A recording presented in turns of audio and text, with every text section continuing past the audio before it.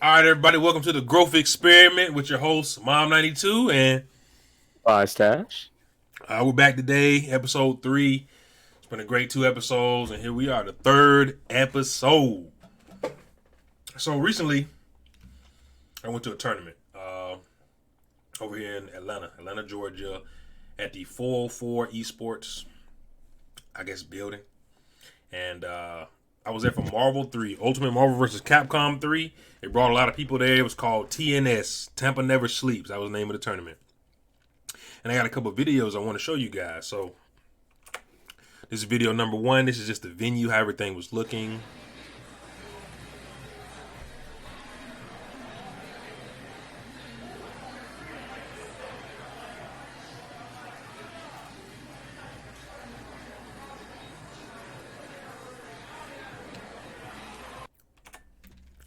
Now, real quick. Now, that's just the venue of a small tournament. You know, we've been to some big ones. Me and Stash, we've been to some big ones. And we've seen, first, like I said, this is small. You see how many people there is in that? Like, this is a comeback in a sense, right? I mean, it was a great tournament. I got another video to show you guys. But first, we want to talk about this. Talk about the venue. Talk about how everything looks. I mean, how does it feel to see this after so long? Man, I don't know. It's you know I know that 404 had been going on, and that it's the Atlanta local. I don't think it really hit me until I saw like you knowing that you recorded it. I'm like, that's my boy, and then I'm like, man, it's just in grasp. Like you don't. I personally didn't really realize that I was missing it until I saw the video. It kind of brought back some memories. Tension Pulse it's a Columbus tournament, a local here. It was in a small little room. That venue was a little bit bigger, but it's just like that feeling of I'm here to compete. I'm surrounded by games, different games, all games that I know stuff about. It's just that was the initial appeal to the fighting game. Like the local stuff. Um, Yeah. and seeing that, it was kind of like, hey, it's here. It's within reach. Yeah. So that was super cool. And the vaccine is changing things. I don't know if y'all noticed when you watched the video, but a lot of these folks weren't even masked up. You know, it was sanitized. The building was sanitized. I had my mask on, and a few people did have their masks on. But as far as like, it seems like we're not. It's not a requirement. It's starting to not become a requirement, but not in a bad way. Because it was already not a requirement some places, but it should have been a requirement. But now it seems like everything's coming back. It's getting better, and I gotta say, man, like for me personally, that's awesome. I've been waiting too long. I feel like it's like when stuff like that happens, you feel like, man, I should have did more. Because who knew this was going to happen? So to see it, long story short, to see it, it's awesome. I'm in love with this kind of stuff. Once again, I love the sport. I just love being there. I don't even have to play. I prefer to play, but I just being there in general, it's good enough for me. So the second clip I want to show you guys.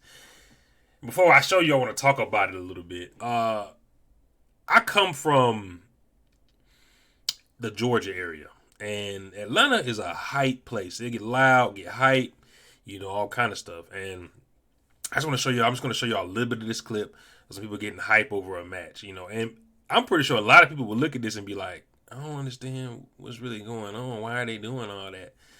I mean, that's just that's what it is. So anyway, let me show you guys the second clip.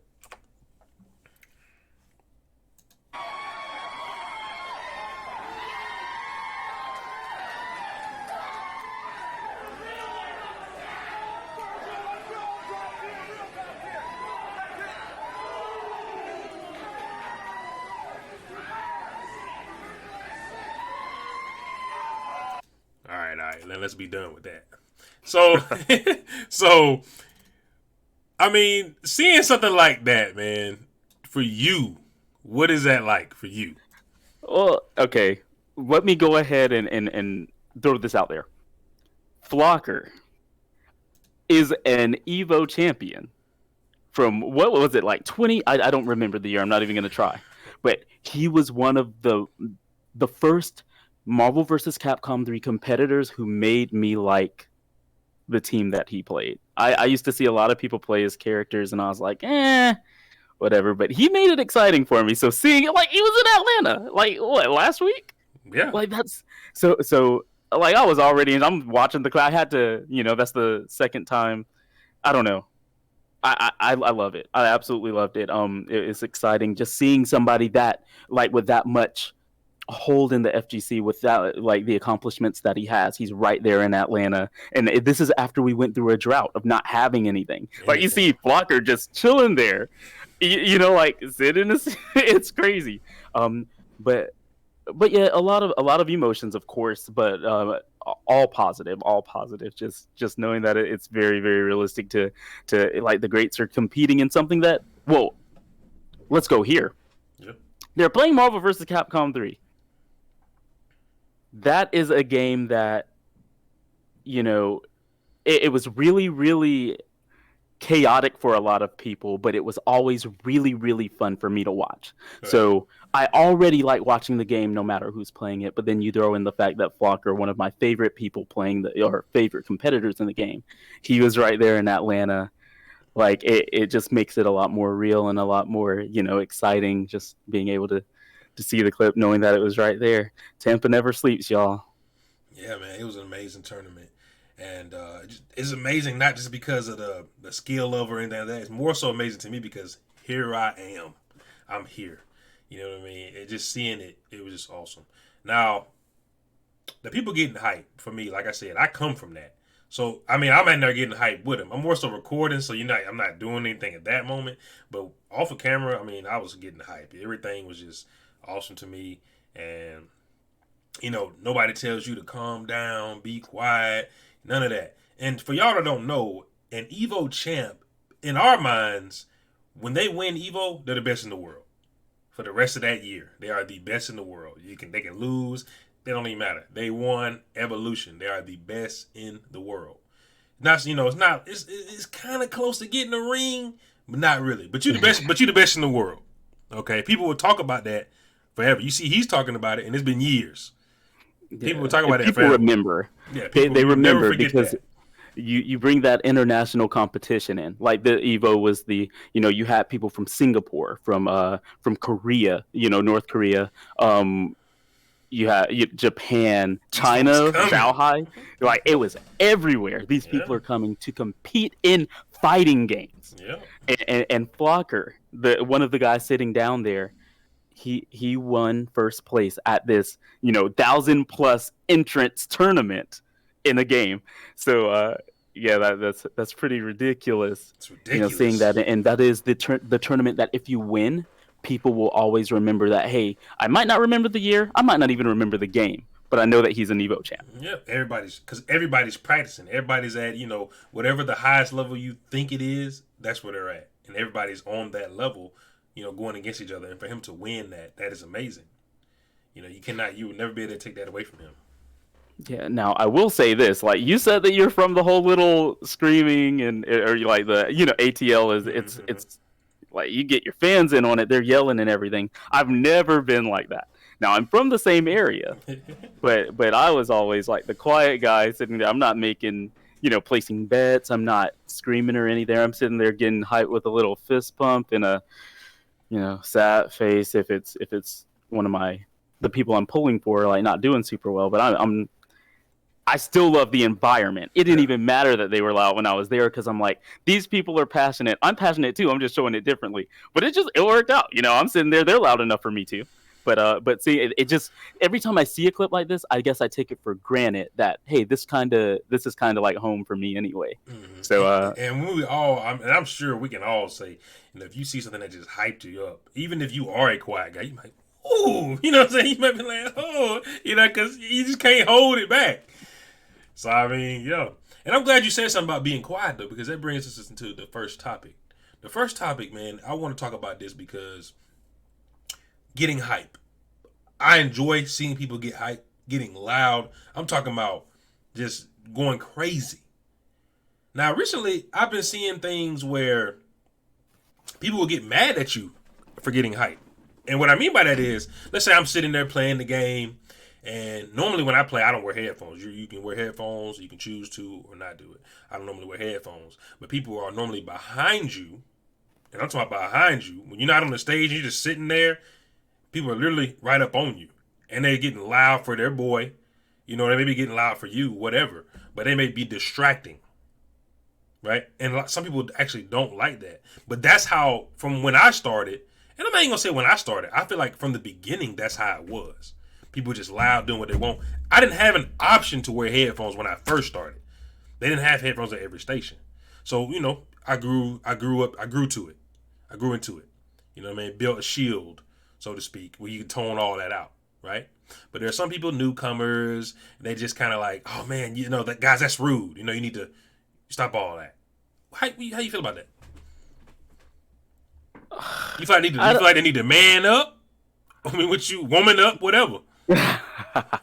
Well, I guess I'll tie an experience that I had to this. So whenever I was competing in Final Round 2018, I was in a pool match. There were no headphones, and I went up against it was in Street Fighter V. I went up against someone who played the character Birdie, and he had 3 friends behind him, and I was by myself. I think my wife may have been sitting a couple of feet behind me, but they were close enough to touch me, and they were just cheering for Javier, just nonstop. They're bumping my seat, or this is mid-match. They're bumping my seat. They're screaming. Their faces are like closer to the screen than mine at some point, and I remember just like I'm like, whatever. I'm about to do my now. It was a close match, but I lost. But I guess from that, the feeling that I felt was more, I gotta be able to shut these guys up by bopping this dude no matter what they're doing. So I would say man up or woman up, whichever, you know. But that would be my approach to it personally, because as a competitor, you have to know they're gonna be people like who don't want you to win. Yeah. And you know they can't get up and take the controller out of your hand or anything like that. But if they want to cheer like crazy and be disruptive from, you know, a reasonable range, hopefully, then let them go ahead. But you go ahead and you have to have that shield and be like, you know, I don't care what you throw at me. I'm about to bop this dude and go into my next victim. Because that'll shut him up. You know what are you gonna do? Exactly, and not only that. I mean, bro, if you feel like, man, these guys are too loud and stuff, you better bring some freaking earmuffs or something. You better do something, because I'm gonna get hype. All right. So I mean that's just an interesting subject to me. How everything's changing. You know, a lot of people will say the world's becoming more soft, but I don't believe that. I believe we're getting different people in the world. That's what I personally think. Nobody's getting soft because I'm not changing. You're not changing. These are newer people that are coming into, and that's fine. We accept everything, right? But at the same time, you can't just come in and just change stuff. Adapt to it. So that's it. Now you had a couple of things that you want to address. Yes. All right. So let's say you're playing in a tournament match, right? Mm-hmm. So whenever you play in tournament setting, depending on the tournament you're at, each one is unique, but each tournament has its own set of rules. Right. Let's say you're playing in a tournament and the tournament says, you know what, for this one, we want you to use this specific stage, this specific outfit. Mm-hmm. And let's say that you get into your first match, guy sitting next to you chooses the stage, or, you know, whatever the setting is, but your opponent chooses the stage and it's not a legal stage based on the rules. Do you just go ahead and play the match? You know, the winner takes it. It was just like, you know, it doesn't bother you personally that, you know, they chose this illegal stage.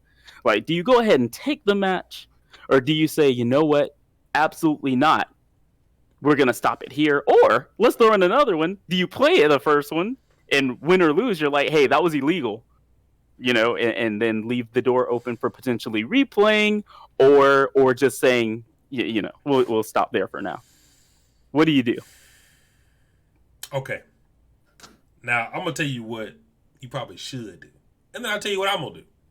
All right? Now, to be honest with you, what you should do you go ahead and take that match. In my opinion, you take the match, man. You take the freaking match. And the reason why I say that is because we don't know what this guy's about. He knows the rules. He's not coming in here not know. Well, I'm sorry, maybe he doesn't know the rules. He should know the rules. If I know the rules, you should know the rules. Especially if I'm not a top player and you're not a top player, right?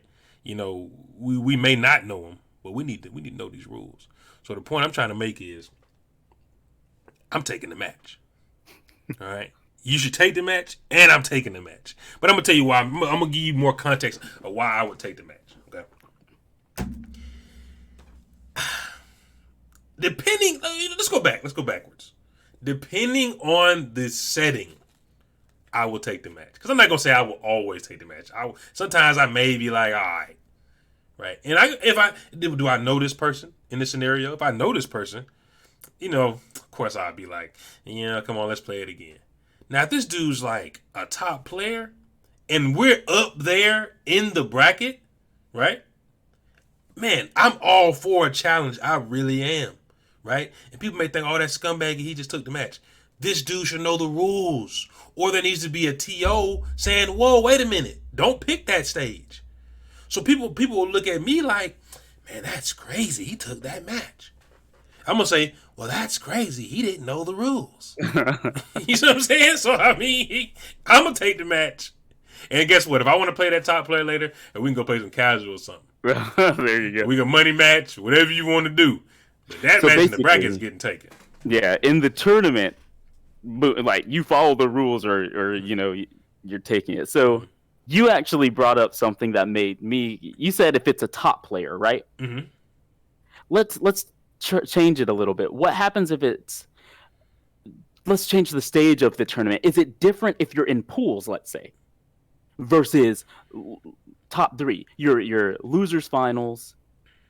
Like, does that change whether, the person blatantly chooses something illegal or pauses the game in the middle of a match?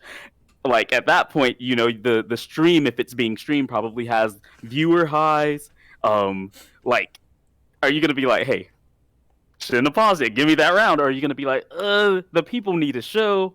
I made it up here. I'm going to go ahead and just hope that I just have a better match than my opponent right now. See, I've had a few situations, man. I really have a few situations where people would be scumbags toward me, right? So I was in a tournament online, and I was waiting on this guy. He told me to hold up. He had to do something. This dude, and so what the time limit is for us to play the match is 10 minutes. Okay, he said, hold on. I got to go do something. I said, you know what, man? Go ahead. We won't worry about it. We can continue. This dude never comes back, right? I'm like, hey, man, what's going on? Hey, man, what's going on?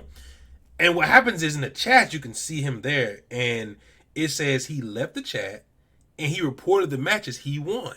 We never played the freaking match, right? And what can I do at that point, right? Because I decided, man, I'm going to wait on this guy, even though if he had to leave, technically I should take it, right? Because the time limit was up, but I was like, we'll play it out, whatever. So I go to the TO. TO's like, well, what you want me to do about it? Right? He can't monitor everything. So my point is, I never used to be like that.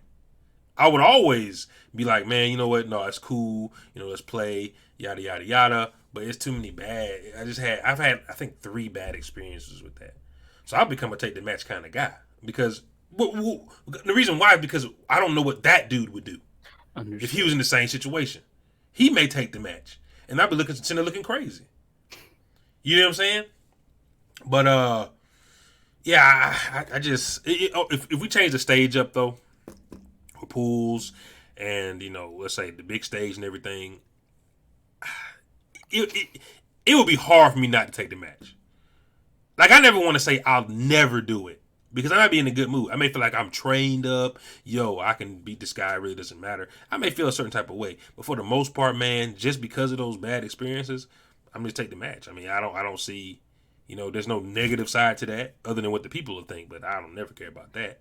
I see. Yeah, so, Yeah, I actually just had an experience last week. I think it was Monday of this week, actually, where I was in a tournament and someone chose an illegal stage, and I played the first match. It was all online. It was in Street Fighter Five. He chose a stage he wasn't supposed to. Yeah. I played the first match, and then I messaged him and said, "Hey, I don't think that we're supposed to do it." I destroyed him that first match, so I was up 1-0, and it was a first to two setting to advance in the bracket. So I messaged him, and he says, "Oh, okay." So we start over 0-0. So I'm like, okay, because I mean I'm very competitive. If I go into a tournament, I just want the full experience. Right. So I accepted the terms, and I won the next one. So I'm up 1-0, technically 2-0, but I made the call for it not to be 2-0 at that point. And then he runs me over the next one and wins the first round of the last one to determine who advances. Now I was fortunate I did win that match, but from now on, I'm a take that round kind of person, because there's no possible way that I'm following the rules and I'm bopping. This dude is not following the rules, whether it's on purpose or not. But I almost lost to this guy because I was being nice instead of being nice. Yeah. Yeah. So I gotta, up until this week, I thought that my mentality or approach was fine in terms of rules. If it's not harmful, it's okay. If it's not harmful, take the match, the round, whatever. You just take it. Just take it. Like, might as well. We trying to win the tournament when we enter. Yeah, and like I'm saying, you don't know what these other folks would do. Who knows if he's going to reciprocate that same thing? Yeah. You know what I mean? If I was to pause, is he going to say, "Oh man, it's cool," or is he going to say, "Hey, T.O., he paused"? You know what I mean? We don't know. And it's interesting, man. Another thing that happened, I know you heard about it, when the guy had decided he'll play 2 matches.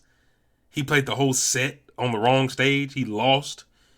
So he went to the TO. He was like, "Hey, man, this guy didn't pick this and this and this. What do we do? Do we start over?" Man, you knew this guy didn't pick the stage and stuff. And so they played again, and then the guy who reported it won.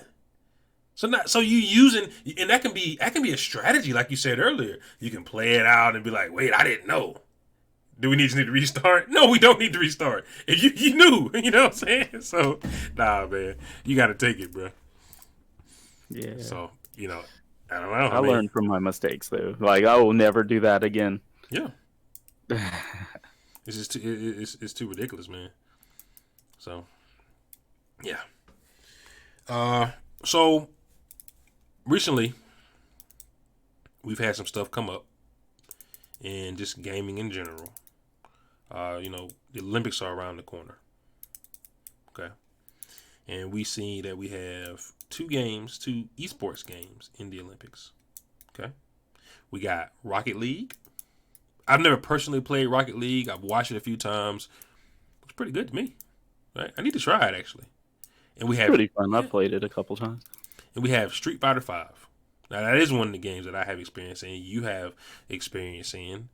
And, there are 2 games in the Olympics. It doesn't really matter what game. It could have been, whatever. I can't think of nothing. Something dumb. It could have been, you know what I mean? And I would have been like, you know what I mean? Because that's a video game in the Olympics. There are some people in this world who still don't know about esports, as big as it may be. There are people out there. We went to a restaurant.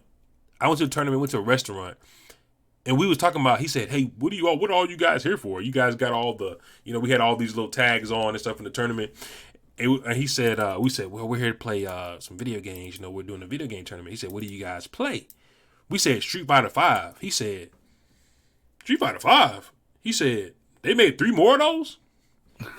He don't even know that we got this big scene going on right down the street from his restaurant, or from where he works at. So the point I'm trying to make is, do you know how big a video game in the Olympics is? People watch the Olympics all the time.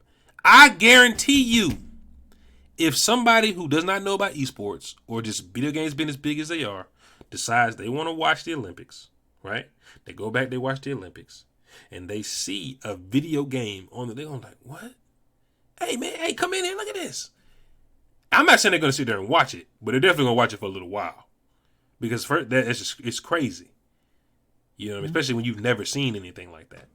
Yeah, and considering, depending on what they see, in terms of what are the rewards for doing this? Mm-hmm. Like, are you still getting a gold medal? Is this, or is there money? Like, it can really do a lot for the scene, not just the FGC, but Rocket League, just the gaming scene as a whole. It might make other companies say, "Hey, what can we do to get our product, our game on this stage so that the Olympics want to put us in 20, whatever year the next one's going to be, I guess 2024 if it's not pushed back." But like, just it shifts the entire dynamic of gaming, and it gives people who may have considered gaming just a casual thing, hey, maybe it's worth kind of investing in. I might be able to win a medal if I get good enough to win at an Olympic stage Mm-hmm. in this game. So yeah, definitely healthy for it, and it is going to capture a lot of eyes because I think I don't want to say controversial, but I think a lot of people do. There's a lot of negative connotation that comes with gaming to a lot of family, like parents. Like, should I get my kid these games? Are they just going Mm-hmm. to overindulge in them?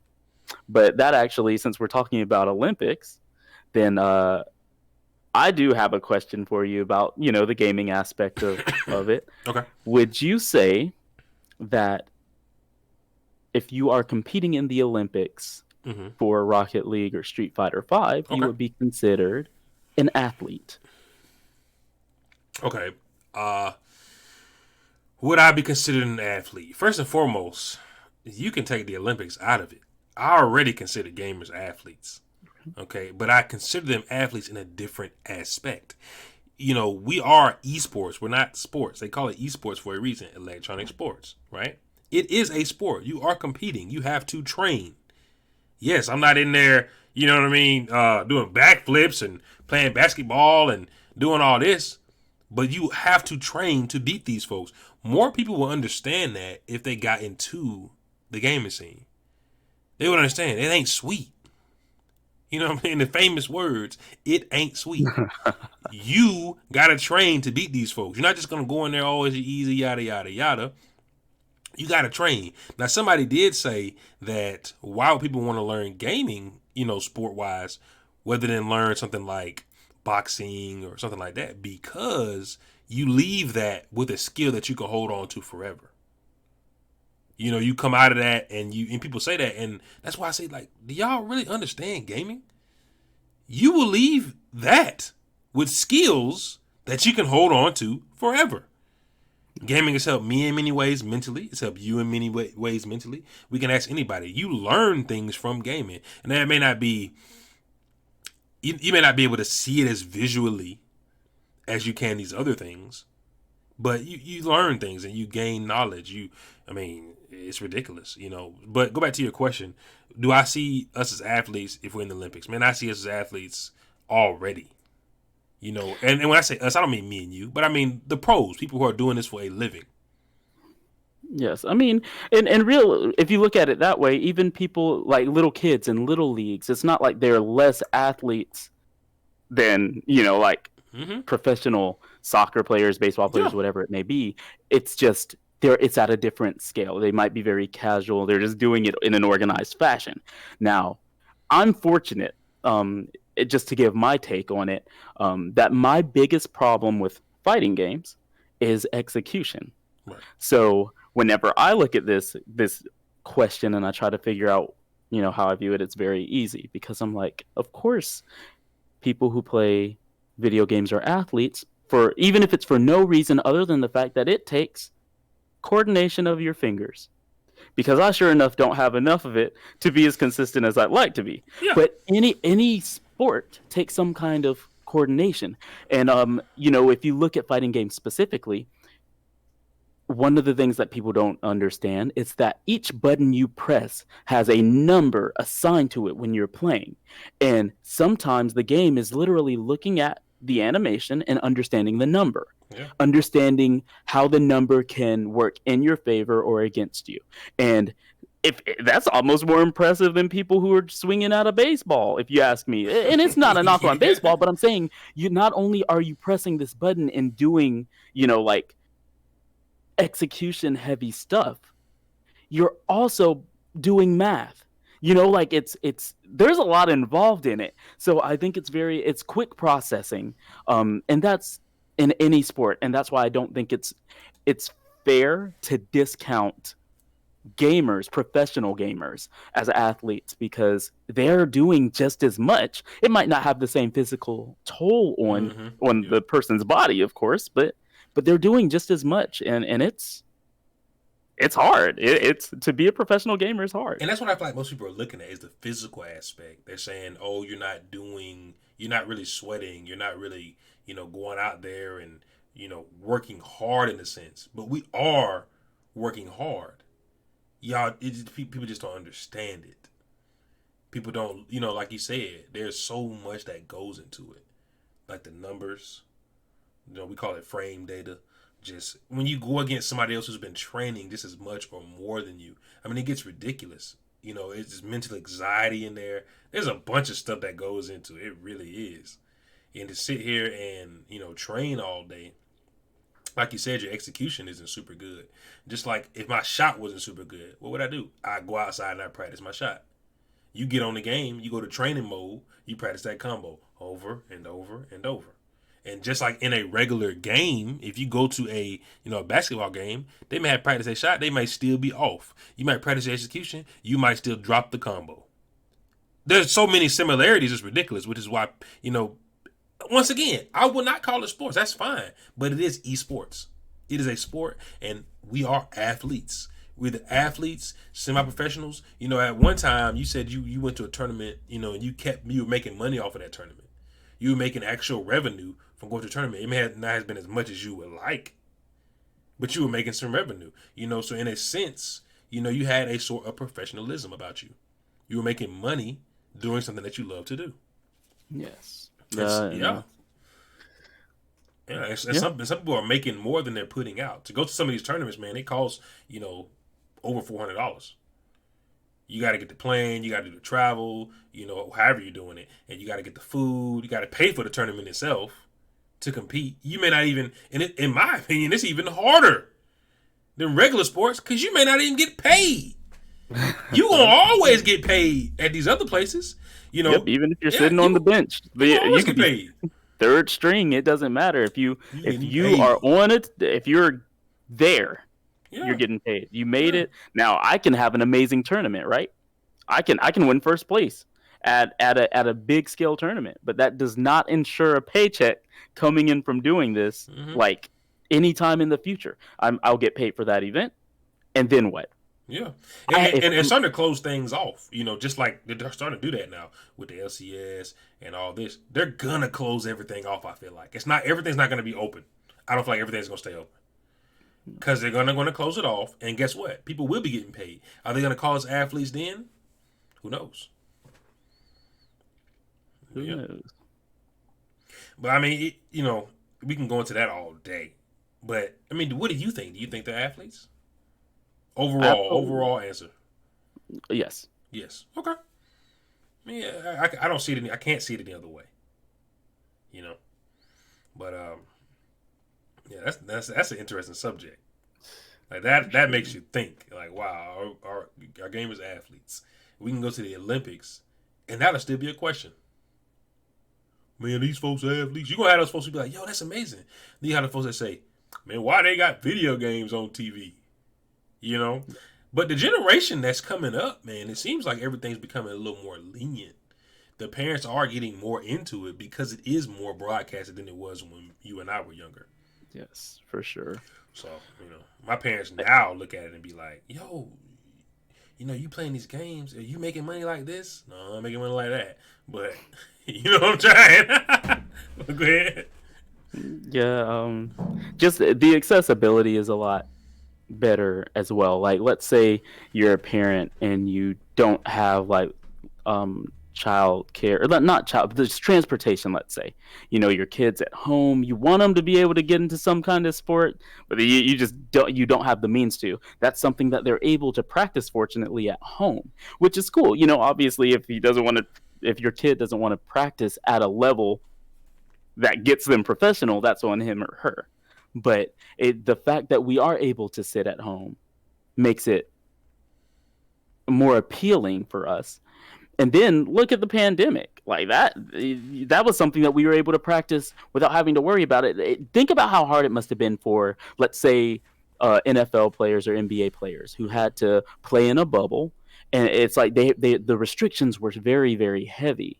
By comparison, well, we could pretty much play in the comfort of our own homes, get practiced up, like, and it come out of the pandemic situation better instead of, oh well, I guess it's time to work out some rust.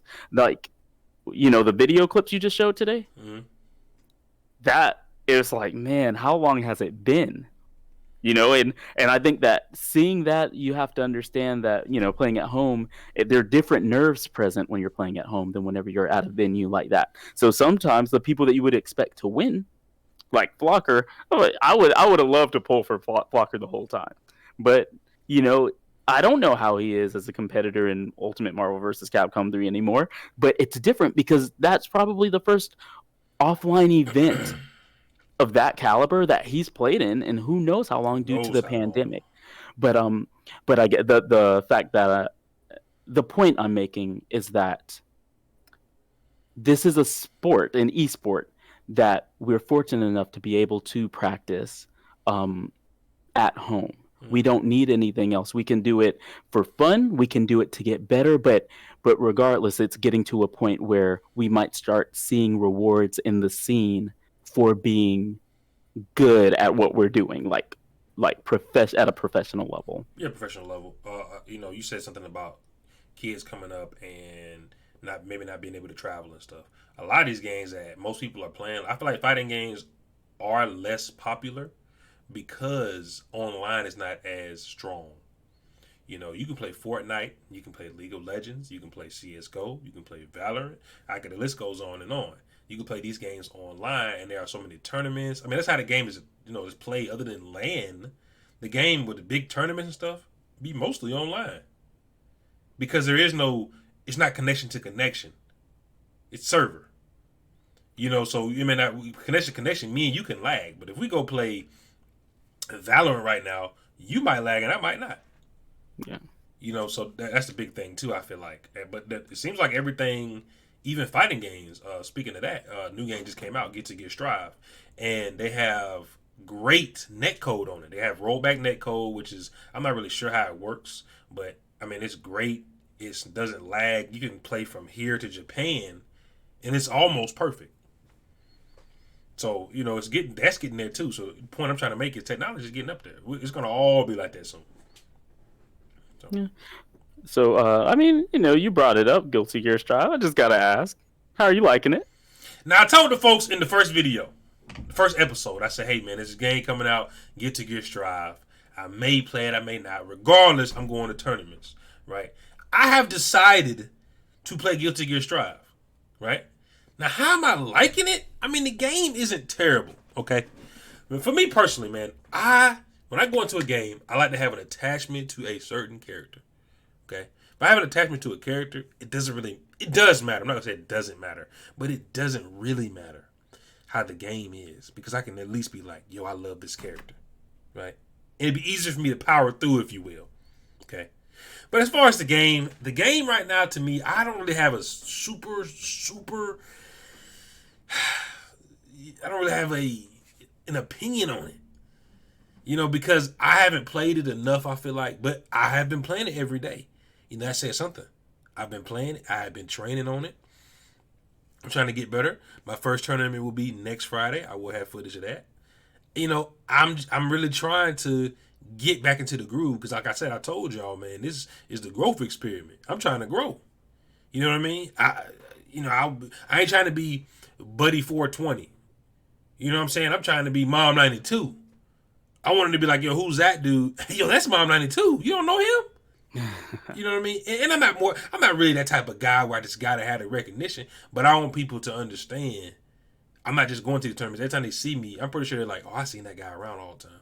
He ain't really talking about nothing. I want them to know, yo, this dude right here is training up. And not so much for them, but for me as well. For me mostly. It's time to give it that one last push. And I have decided to play the game. I will come with more news on that and how I'm doing and everything. But as far as the game goes, I don't really have an opinion on it. But I have been playing it every day, and I can't say it's terrible. I So, see. Yeah, I've been watching it every day, and I'm on the fence about getting it. But you know, uh, make sure you all are watching Mom 92 stream. He has been streaming it. He's getting some nasty stuff going with Soul Bad Guy, the main character in that game right now. I made a couple clips. He's getting some stuff going on. It looks pretty good. Uh, and see, I but went with yeah, Soul because of the story mode. Like I ain't even. I need somebody different. For me to. I feel like I chose Soul. I really chose anybody because I want to get better. I want to get good. yeah, And eventually I will have my character. And that's when I feel like I'll be at my greatest. But yeah, I mean, man, listen. You're a fighting game guy. If you got the game, whether it's bad or whether it's good, I buy every fighting game. I have so many fighting games sitting in this drawer right here. Y'all hear the drawer, and I don't even play them. I get it. I'm trying like, yo, that sucked, and then just don't even play it anymore. But I'm playing this every day, and it could be because it's new. But we'll see. We'll see. all right. So, yeah. So, I mean, if anybody has any questions, I don't know if anybody's in here. If you have any questions, we are willing to answer any and all questions. Yeah. We'll give it a few minutes. And just to recap on everything, you know, gaming is getting bigger. It really is. And we really have to. You have to get with the times. We talked about people getting hyped, stuff like that earlier. I feel like you come into a scene, you can't change it. You need to adapt. And that goes for companies as well. Companies try to come in and want to control things, but you'll lose the player base. Yeah, I think that's probably one of the hardest things to figure out. Like, what part do you want to target the most? Because, I mean, the energy in the offline events that I've gone to in Georgia, I don't know if I've really seen that energy outside of Evo. Like, it's you go to an Atlanta tournament, final round is the major that's in Georgia, and you want to talk about everybody just like everyone's into it. It didn't matter. You'd see families in there yelling, like mom, dad. They're like brother, little So sister. It a didn't support a matter. support Everyone's system, yeah. like it. You'd see people holding country flags in there, like swinging them around in the back, just screaming. And it's the energy is crazy. And when you look at what's going on and you see that you got two people sitting on a stage with a console playing a fighting game against each other. Like it's like, man, I remember when I was little and I started playing that stuff, but to be able to sit up there and play for a grand prize of pride, bragging rights, money, it's crazy. And now you have your sponsorships. If you win this tournament, these organizations are like, hey, maybe we want this guy on our team. Let's see what he's about, and they start looking into him like that. So it's super cool. Just I've been to CEO. That's in Florida. Fun, but no energy is like Atlanta. That's what I'm getting at. Like the video that you saw there, that is a small example of it because you see, they're not a bunch of people there. Like they're I'd say under 40, right? Yeah, pretty much. Yeah. So there weren't a bunch of people there, but you could just see they're all into it. Like they aren't looking at each other; they're looking at the game, but they're yelling. Like everyone's looking at one thing and they're all yelling. And Like if you start they're yelling, into it. nobody's gonna look at you. They're gonna still be looking at the game because they know that's natural. Yeah. So yeah, definitely props to Atlanta for the energy. But that's something that's super cool to see. If you have a company step in and try to take control, and we lose that aspect of it, the appeal changes. I think that you would probably see a much bigger scene, possibly more successful scene, absent of the organized scene that comes in and tries to make it very, very linear or constricted. Like we don't want that. We don't want to see anything get. We want the energy. We want the people who are passionate and that go crazy over this stuff because that's what makes the FGC like what it is as we know it and exciting as we know it. Yeah, I agree with you, man. I really do. And so I'm looking on the side. We don't have any questions for today, and that's fine. I didn't talk about fitness on purpose, guys, because I got something coming for y'all. For the people that come for the fitness, I got something special coming out for you guys. But it's been a fun day. Another great podcast, episode 3. Episode 4, we'll be back next Saturday with episode 4. And this is the Growth Experiment with your host, Mom92.